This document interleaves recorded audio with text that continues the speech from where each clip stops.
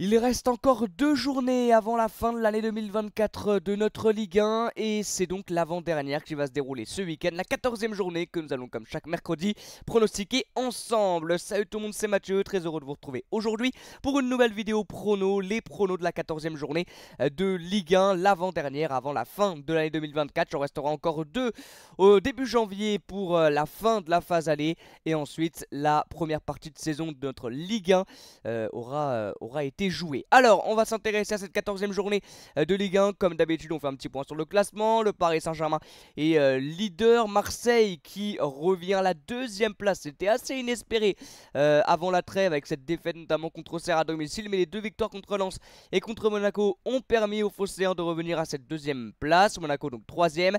Lille qui a malheureusement fait ce nul en tout fin de match contre Montpellier est toujours 4e. On a l'Olympique Lyonnais aussi qui fait mine de rien un très très bon début de saison avec 22 points et ils sont 5e. Les Niçois sont 6e. Les Lensois sont à cette 7e position. Le ventre mou avec Auxerre et Reims qui font également une première partie de saison très honorable. Toulouse, Brest, Rennes, Strasbourg, Angers juste derrière. Et puis là on arrive dans la zone un petit peu de la peur avec Saint-Etienne 15e, Le Havre 16e et donc barragiste, Nantes premier relégable et Montpellier qui ferme la marche. Alors, les matchs qui vont nous intéresser, il y en a plusieurs déjà le vendredi parce que c'est une semaine Ligue des Champions, hein, celle qui suivra cette 14e journée. Donc comme d'habitude, les clubs de Ligue des Champions doivent quand même avoir un petit peu de repos avant leur match qui sera le mardi ou le mercredi. Et donc il y a une journée qui sera à 19h. Là ce qui est bien c'est que les deux clubs qui s'affrontent sur ce match à 19h seront présents en Ligue des Champions le mardi ou le mercredi. Lille contre le Stade Brestois, voilà la belle affiche pour ouvrir cette 14e journée de Ligue 1. Très très belle affiche entre les Lillois et les Brestois. Lille qui sort donc d'un match nul, un 2-2 contre Montpellier. Alors il s'est passé beaucoup de choses sur cette rencontre là contre le MHSC, avec notamment des cartons rouges pour Koulibaly, pour le coach montpelliérain aussi, qui s'est pris un carton rouge, et ce but à la toute dernière seconde pour Arnaud Nordin et pour les Montpelliérains suite à 2 pénaltys du LOSC. Bon, c'est un match qui a fait parler et qui a fait un petit peu polémique, mais bon, c'est quand même un résultat négatif pour le LOSC. Encore un match où il perd des points en toute fin de rencontre. Les Lillois, ça devient presque une habitude. Et face à eux, donc, le Stade Brestois qui au contraire ont arrêté l'hémorragie en Ligue 1. Après plusieurs défaites, ils ont réussi à reprendre leur marche en avant avec cette belle victoire contre le Racing Club de Strasbourg, 3-1.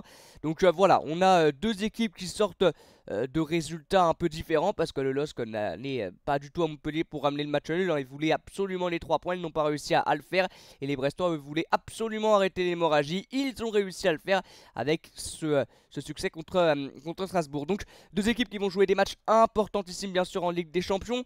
Alors contre qui je ne sais plus, ça sera contre Sturm Graz pour Lille le mercredi.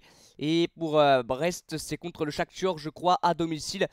Donc c'est des matchs très importants bien sûr parce qu'il restera plus que 2 rencontres après, avant la fin de cette phase de Ligue des Champions. Mais là c'est objectif Ligue 1, et cette Brestois pourrait en cas de victoire, alors avant les résultats de Toulouse, de Reims, passer devant les Toulousains et les Rémois et aller tout simplement visiter le top 10 de ce classement, ce qu'ils n'ont toujours pas fait depuis le début de saison. Donc ça serait quand même un beau résultat, une belle perf pour les Brestois, surtout de faire quelque chose à Lille, hein, parce qu'on sait qu'à Pierre-Mauroy face à Lille c'est compliqué. Maintenant il y aura dans les têtes cette rencontre de Ligue des Champions, c'est que Brest, avant toute leur rencontre de Ligue des Champions, ça a été compliqué. Ils avaient perdu lourdement contre Auxerre je crois avant un match de Ligue des Champions. Enfin c'est compliqué, ils ont peut-être déjà dans la tête leur match de LDC. Maintenant Lille l'aura peut-être aussi. Ça va donc légèrement faire tourner du côté des deux coachs. Pas beaucoup, mais légèrement. Lille va bien évidemment partir favori, on le voit au niveau de la cote, c'est logique. À domicile, on sait que Brest est friable aussi depuis le début de saison, avant les matchs de Ligue des Champions. Le LOSC va largement être favori. Après, on a vu ce que s'est passé contre Montpellier, donc Lille peut aussi flancher, surtout en fin de match. C'était pas la première fois. En fin de match, ils prennent beaucoup de buts dans les arrêts de jeu, donc ça c'est quelque chose qu'il va falloir changer. J'arrive malheureusement pas à se mettre à l'abri avant, et derrière ils craquent en fin de match. Brest peut les gêner, hein, bien évidemment. Ils ont les forces collectives et individuelles pour pouvoir gêner ces Lillois là, mais je pense que Lille est au-dessus avec des joueurs notamment David, Zegrova, à voir s'ils seront titulaires, à voir s'ils vont jouer tout le match, parce que je pense que Bruno Genesio va aussi gérer tout ça avant un match important en Ligue des Champions. Donc je vois bien. Bon, après ils auront samedi, dimanche, lundi, mardi, 4 jours pour se reposer les Lillois. Donc il ne fera peut-être pas autant de tournées que ça, parce que c'est face à un adversaire qui peut aussi gêner n'importe qui. Et peut-être que ce match contre Strasbourg va permettre aux Brestois de se libérer réellement et d'aller chercher une belle série de victoires. Mais je vois quand même une victoire lilloise 2 buts à 1. Victoire lilloise 2 buts à 1 pour cette première rencontre de la 14e journée de Ligue 1. On va continuer le soir avec ce joli match entre la Auxerre et le Paris Saint-Germain. Pareil, le PSG aura un match alors plus qu'important, hein, c'est la survie qui vont jouer face à Salzbourg le mardi 10 décembre à 21h. On l'avait déjà dit contre le Bayern, contre l'Atlético, contre le PSV, c'était importantissime. Mais là, Salzbourg, voilà, c'est une défaite interdite, j'ai même envie de dire victoire obligatoire pour cette équipe du Paris Saint-Germain qui va donc retrouver la Auxerre. Et attention à la Auxerre, parce que déjà au classement brut, on le voit, c'est quand même pas déconnant. 8ème pour les Auxerrois. Bon, ils sortent, je crois, d'une défaite 2-0 contre Toulouse, mais ça reste quand même un début de saison incroyable. Et à domicile, Auxerre, c'est très fort. C'est 2ème tout simplement, juste derrière le Paris Saint-Germain. Donc attention à ça, parce que la Auxerre à la Baie des Champs, c'est, je crois, une seule défaite contre Monaco. Donc c'est très très fort à la Baie des Champs, la Auxerre. Et bien en plus, le Paris Saint-Germain aura en tête, bien sûr, ce match importantissime contre Salzbourg. Ça va peut-être légèrement faire tourner du côté de Luis Enrique. Bien sûr que le PSG partira favori, mais la Auxerre aura ses forces à faire valoir et pourra gêner le Paris Saint-Germain, avec notamment un Amad Traoré, un Gaëtan Perrin aussi qui est très intéressant depuis le début de saison. 4 buts, 4 passes décisifs, une défense qui tient plutôt la route et qui peut gêner l'attaque parisienne, qui, on l'a vu contre Nantes, a eu énormément de difficultés à finir ses actions. En fait, on a vu le Paris Saint-Germain Ligue des Champions mais en Ligue 1 contre Nantes, donc à voir si ça va se réitérer contre la Auxerre. Mais je pense vraiment que la Auxerre peut gêner le Paris Saint-Germain. À la Baie des Champs, tout peut se passer. À l'extérieur, le PSG est 2ème. Le PSG, ils sont dans le très très haut du classement dans tous les compartiments, hein, à l'extérieur, à domicile, dans le classement brut. Mais vraiment, la Auxerre peut, je pense, gêner le Paris Saint-Germain. Gagner, je ne sais pas. Mais les gêner, les faire douter. Et ouais, peut-être le match nul. Moi, je vais prendre un risque et je vais pronostiquer un petit 1 partout entre la Auxerre et le Paris Saint-Germain. Monaco-Toulouse, ce sera samedi à 17h. Les Monégasques qui eux aussi iront jouer la Ligue des Champions après ce match contre Toulouse. Un match contre Arsenal le mercredi soir à 21h. Ils sortent d'une défaite voilà, qui va être dure hein, à encaisser bien sûr au vu de l'enjeu face à l'Olympique de Marseille 2-1. Ils menaient 1-0. 53e, 89e, les Marseillais ont pris l'avantage. Alors Monaco a plutôt fait dans l'ensemble une rencontre intéressante. Mais en deuxième mi-temps, ils sont petit à petit éteints. Hein. En deuxième mi-temps, on a vu un Olympique de Marseille qui a monté d'un cran son niveau, qui a été de plus en plus intéressant. On a eu du mal à trouver des Lies Benchegir, des Magnus Akliouche en deuxième période. On a vu, hein, ils n'avaient pas le ballon, ils se sont créés beaucoup moins d'occasions. C'est surtout en deuxième mi-temps que Monaco s'est un peu endormi, que Marseille a été beaucoup meilleur, hein, beaucoup mieux. C'est surtout ça. Donc là, ça va être aussi un match compliqué pour les Monégasques, parce que Toulouse, pareil, hein, Toulouse, c'est plutôt pas mal depuis le début de saison. Toulouse, c'est 10ème. Toulouse sort d'une belle victoire contre cette équipe auxerroise. Pareil, Toulouse c'est un peu meilleur à domicile, mais à l'extérieur ce n'est pas non plus catastrophique. Ils sont 10ème à l'extérieur les Toulousains, et à domicile l'AS Monaco, ouais, c'est 3ème. Mais on sait que Monaco à domicile c'est pas non plus imprenable, hein. Ils ont perdu notamment contre Angers. Donc voilà, Toulouse, pareil, ils peuvent avoir des choses à faire valoir, avec notamment des Yangbo, des alors j'ai plus son nom, Abouklal, des Sidibé aussi qui fait un très très bon début de saison, un Sidibé. Donc j'irai peut-être pas sur la victoire de Toulouse, mais pareil, un nul ou une courte victoire monégasque pourrait être intéressante. Ça va également faire tourner côté Monaco, pas énormément parce que les coachs savent que la Ligue 1 c'est aussi très important. Mais peut-être qu'on va voir pas de Benchegir, peut-être qu'on verra pas d'Akliouche aussi. Ça va faire tourner par-ci par-là. Mais je pense que Monaco va quand même s'imposer, mais très légèrement, on va dire, d'un but d'écart. Donc 1-0 ou 2-1. Et je vais dire 1-0 pour l'AS Monaco. Nice-Le Havre le samedi à 19h. Nice qui était un petit peu mieux, mais qui, je crois, ouais, sort de 2 défaites consécutives avec le même score, 4-1, 4-1, 8 buts encaissés en 2 matchs, 2 petits buts seulement marqués. C'était un peu mieux, que ce soit en Ligue Europa ou en Ligue 1, mais là, ils retombent peut-être dans leur travers, avec ce match contre l'OL et contre Glasgow. Bon, contre l'OL, il y a encore ces décisions arbitrales, notamment un penalty qui n'a pas été sifflé sur Evan Guessant. Mais c'est vrai que Nice, c'est quand même assez irrégulier depuis le début de saison. Moi, je pense quand même que la sauce francaise a pris. C'est pas parce qu'il y a ces 2 défaites là, ces 2 revers, que que faut tout remettre en question. Mais c'est quand même friable. C'est quand même très friable l'OGC Nice depuis le début de la saison. Là, ils vont jouer face au Havre. Le Havre qui peut-être a connu sa pire défaite depuis le début de saison contre Angers. C'était un match à ne pas perdre du tout contre le SCO. Surtout à domicile, ils l'ont perdu avec ce but d'Imad Abdelli à la 63e minute de jeu. C'était pas le plus beau match à regarder, hein, bien évidemment, entre le Havre et Angers. Voilà, là ça leur a mis un coup sur la tête, hein, au Havre. Très sincèrement, parce que le début de saison il est dur, hein. Il est très dur pour le Havre. Avec cette 16e place pour le moment, place de barragiste, ça va être très compliqué pour se maintenir. Bon, pour d'autres clubs aussi, mais pour eux ça va vraiment être dur. Il va falloir recruter au mercato hivernal.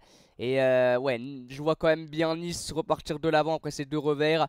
Et ouais, individuellement c'est quand même largement au-dessus du Havre, avec notamment des joueurs comme Evan Guessant, comme Mohamed Ali Chaud, comme Youssoufa Moukoko, etc. Donc je vois absolument pas le Havre l'emporter. Après j'avais dit pareil pour PSG Nantes, je voyais pas du tout le Nantes faire quelque chose. Il y a eu 1-1, j'avais dit pareil pour Monaco Angers. Angers s'était imposé, donc bon, ça veut pas dire grand chose, hein, ce que je dis. Mais bon, ouais, le Havre quand même c'est faible, hein. C'est faible et je vois bien Nice repartir de l'avant et une belle victoire 2-0 des Niçois. Angers-Lyon 21h. Le SCO, attention parce que alors, ça reste irrégulier, mais ça reste une équipe qui depuis leur première victoire arrive à gêner, j'ai presque envie de dire n'importe qui. Depuis leur première victoire contre, alors je sais même plus c'était qui leur première victoire. C'était, alors ils ont fait déjà ce beau match nul contre l'OM. C'est là que ça a commencé. C'est là que ça a commencé avec ce beau match nul contre l'OM au Vel. Après ce beau match nul à Toulouse, parce qu'on voit Toulouse c'est plutôt pas mal. Belle victoire 4-2 contre Saint-Étienne. Ensuite ils sont imposés contre Monaco à l'extérieur. Ça c'était un résultat incroyable. Ils ont perdu 4-2 contre le PSG, j'ai envie de vous dire logique. Bon là Auxerre à l'extérieur en toute fin de match, ils ont pris le but, hein, d'Auxerre et de Hamad Traoré. Ils ont gagné ce match importantissime contre le Havre. Là ils vont rencontrer Lyon. Bon Lyon j'aime bien quand même leur début de saison en Ligue 1. Je trouve que c'est quand même très intéressant. On parle moins du travail de Pierre Sage que l'année dernière, parce que l'année dernière c'était farabuleux, enfin faramineux ce qu'il a réussi à faire Pierre Sage avec l'OL. Là on en parle moins, mais je trouve qu'il fait aussi un travail absolument fou d'arriver à maintenir cette équipe là à 5ème place. Bon, il a un effectif pour jouer l'Europe, hein, bien évidemment. Pierre Sage, l'OL a un effectif bien fourni, avec notamment là des joueurs qui sont en train d'exploser, avec Corentin Tolisso au milieu qui est exceptionnel, Ryan Cherki qui est fou, Malik Fofana aussi qui est très bon, Clinton Mata qui est exceptionnel depuis le début de saison, un Luca Perry aussi qui remplace à merveille Anto Lopez dans le but. Donc côté lyonnais, il y a beaucoup de choses intéressantes. Bon, la défense par contre ça fait un peu peur. Niakate surtout Doué Keita Tchar qui a fait un match catastrophique contre l'OGC Nice, qui a fait écouter un penalty. Il y aurait dû avoir penalty. Maintenant côté Angers, bon t'as des joueurs qui peuvent faire la différence aussi, hein. Abdelali qui a marqué un but importantissime contre le Havre, El Melali, Djima Levinia, mais ça reste quand même une équipe assez faible. À domicile, c'est pas incroyable, hein, pour Angers. À domicile, c'est même catastrophique, hein, ils sont derniers. ils sont derniers, les Angevins. Et Lyon, à l'extérieur, c'est 7ème. Voilà. Bon, pareil, là, ça peut être un match quand même piège, un match un peu compliqué pour l'OL face à un bloc bas. Mais je les vois pas non plus complètement tomber dans ce piège-là. Une victoire difficile, mais acquise, je pense, pour les Lyonnais. Je les vois bien l'emporter pareil sur un petit but d'écart. Je vais dire 2-1. Genre Angers qui ouvre la marque en début de match et Lyon qui arrive à reprendre l'avantage assez rapidement en deuxième période. Je dirais 2-1 pour l'Olympique lyonnais. On passe au dimanche. Lens-Montpellier, le match de 15 h. Le Racing Club de Lens qui s'est rassuré après ces derniers résultats un peu compliqués. Ils ont été gagnés contre le Stade de Reims, 2-0. Belle victoire pour les Lensois avec un Enzola qui a marqué, et un Enzola que je trouve de plus en plus intéressant. En début de saison il n'avait pas trop de temps de jeu et là je le trouve vraiment intéressant. Enzola, il a une puissance absolument incroyable, il est assez rapide, assez agile. Alors il rate beaucoup d'occasions, il a encore raté un 1 contre 1 je crois contre Yevan Diouf, mais ça reste un joueur très important. On a un Florence Otoka qui joue de moins en moins parce que malheureusement il est moins performant. Enfin il n'était pas titulaire sur ce match, il l'était contre l'OM, hein, donc il n'a pas non plus complètement perdu sa place. On a un Thomasson qui a encore marqué, qui a encore été très bon, il a été noté homme du match. On a une équipe lensoise qui est quand même intéressante, Zarouri aussi que j'aime beaucoup. Maintenant c'est un peu plus irrégulier que l'année dernière sous Francaise, hein, le Racing Club de Lens de Will Steele, un petit peu plus irrégulier. Là ils vont jouer à Montpellier, bon on sait pas trop à quoi s'attendre avec cette équipe, mais malheureusement on peut s'attendre plus à des résultats négatifs que positifs pour Montpellier. À Bollard et Lélis en plus de ça, un déplacement compliqué. À Bollard, le Racing Club de Lens c'est quand même pas si catastrophique. Ouais, 12ème, non, c'est pas fou quand même. Et à l'extérieur, Montpellier, ça doit être dernier. Ça doit être dernier. Bien évidemment, Lens va partir largement favori, c'est logique. Ouais, je vois bien quand même une victoire lensoise 2-0. Allez, victoire lensoise 2-0. Les deux matchs du multi, Nantes-Rennes, rien ne va plus du côté du FC Nantes, même si ils ont été chercher ce nul contre le Paris Saint-Germain. Il faut quand même le mettre en avant. Contre le Paris Saint-Germain, ils ont eu une occasion, un but. Au niveau des stats, c'est complètement fou de se dire qu'il y a eu un partout, hein. 16% de possession, enfin je sais pas si on se rend compte, c'est complètement ahurissant. 5 petits tirs, 2 cadrés, une grosse occasion de celle de Mathis Sabline qui a quand même mis un superbe but. Bon, pas de chauffer n'importe quoi, mais il a mis comme un superbe but, le petit Mathis Sabline. Et surtout, Nantes a pu compter sur un énorme Kalgren. Il a été fou, 8,7, 9 arrêts pour lui, et des gros arrêts pour Kalgren. Alban Lafont n'était pas titulaire et peut-être qu'il va petit à petit perdre sa place. Je pense que Kalgren sera titulaire contre le Stade Rennais. On a eu un bon Mathis Sabline également. Je trouve que côté nantais, malheureusement, il n'y a qu'un seul joueur qui est capable individuellement de te faire la différence. Bon, peut-être deux avec Ablin parce qu'il a réussi à le faire contre le PSG.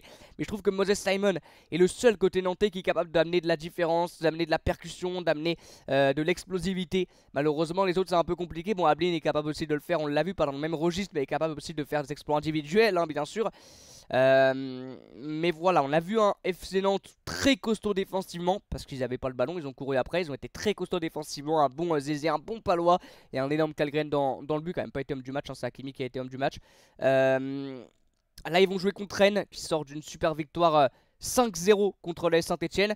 Bon, ils sont facilité la tâche avec ce carton rouge rapide pour Mathieu Cafaro, mais ils ont ultra dominé. On avait commenté le match sur la chaîne, ils ont ultra dominé la rencontre avec des joueurs qui ont vraiment marqué des points. Déjà pour eux, au niveau confiance, Kalimundo, Gouiri, ça va leur faire du bien d'avoir marqué à ces deux-là. Ça va vraiment leur faire du bien à Arnaud Kalimundo et à Amine Gouiri d'avoir marqué.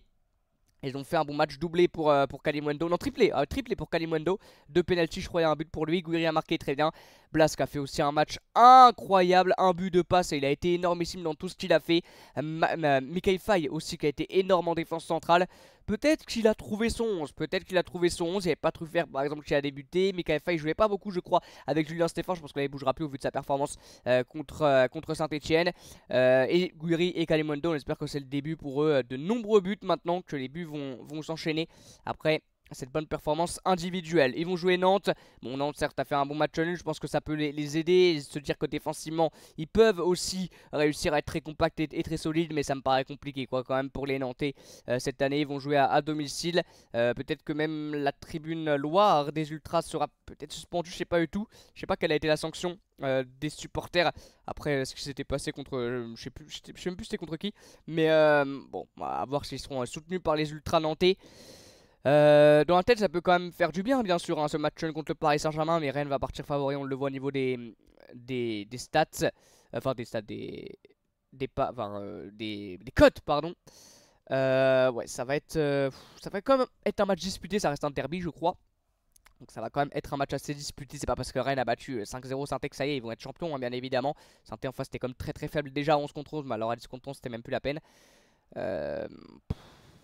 À domicile, ce match ne peut leur faire du bien. À voir si Kalgren va réussir à refaire ces exploits là qu'il a réussi à faire contre le Paris Saint-Germain. Je dirais bien, allez, soit un match nul, soit une courte victoire rennaise. Et j'irai plutôt sur la courte victoire rennaise. 2-1. L'avant-dernier match et le dernier match du multiplex. On aura que deux de toute façon dans le multiplex, donc c'est plutôt un duplex Strasbourg-Reims.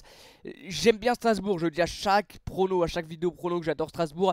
Mais force est de constater que ces 4 défaites consécutives font très mal au Racing Club de Strasbourg.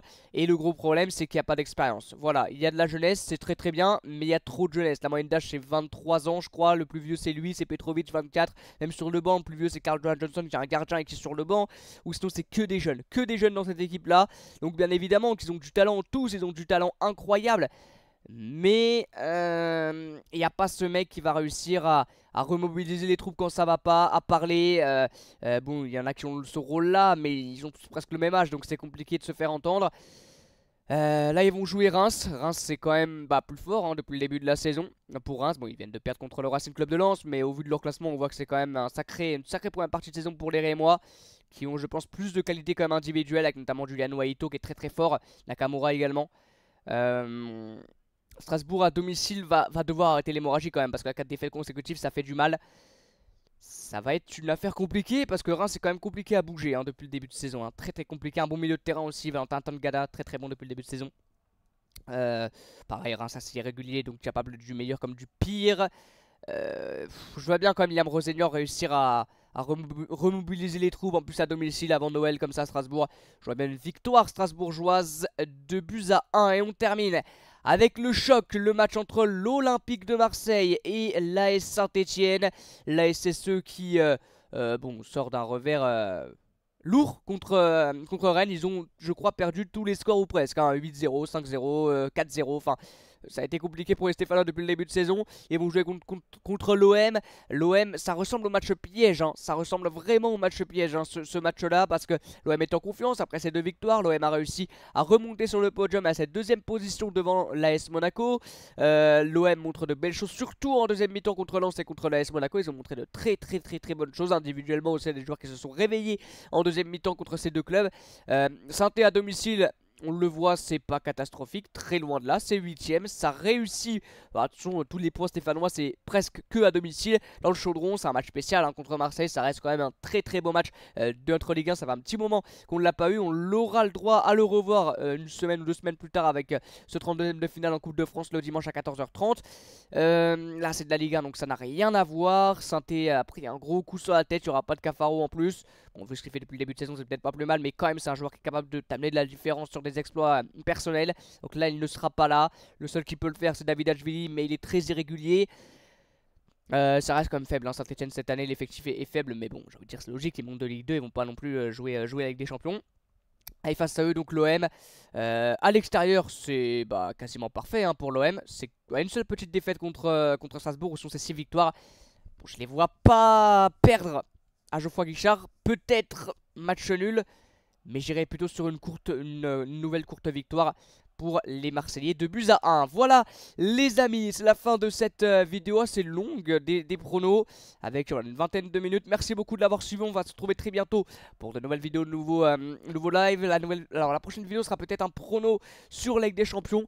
On va se poser la question, qui se qualifiera dans les équipes françaises pour les 8ème de finale ou pour les 16ème, hein, pour les barrages de Ligue des Champions par rapport au match qu'il leur reste à venir. Et puis on fera aussi une vidéo à la fin de cette année 2024 sur le meilleur joueur par club de Ligue 1. Voilà, je vais vous donner pour moi qui a été le meilleur joueur par club de Ligue 1. Alors il restera encore 2 matchs avant la phase aller. Avant de finir la phase aller, on sera début janvier, hein, il y aura encore 2 matchs avant de finir la phase aller, mais on va quand même faire cette vidéo fin 2024. Voilà, merci beaucoup d'avoir suivi cette vidéo, on se dit à très bientôt les amis, et comme d'habitude, ciao.